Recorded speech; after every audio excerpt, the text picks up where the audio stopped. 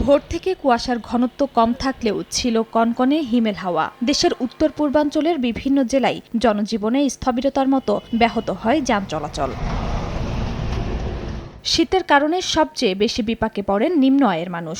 শীতবস্ত্র না পেয়ে কষ্টে দিন যাপনের কথা জানিয়েছেন অনেকে। সকালবেলায় গাড়ি বেড়াচ্ছি, ভাড়া উঠে নাই। ঠান্ডার জন্য কোনো কাজ কাম আসে না, কোনো গিরস আসে না, কামও হয় না।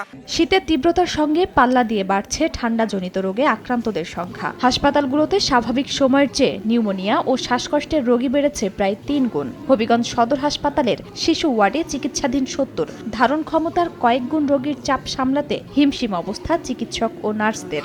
অতিরিক্ত ঠান্ডা লাগছে, ঠান্ডার কারণে ভর্তি করছি। নবজাতক থেকে শুরু করে ৫-৬ বছর বয়সী যে কোনো শিশুই ঠান্ডাজনিত কারণে তারা মৃত্যুর সাথে ঝুঁকিপূর্ণ অবস্থায় থাকে। ওয়ার্ড এবং গিয়ে ইমার্জেন্সিতে যতটুকু সম্ভব আমরা আমাদের সেবা রাখার চেষ্টা করি।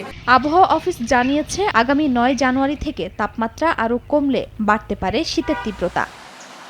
খাদিজা স্বপ্না, সময় সংবাদ।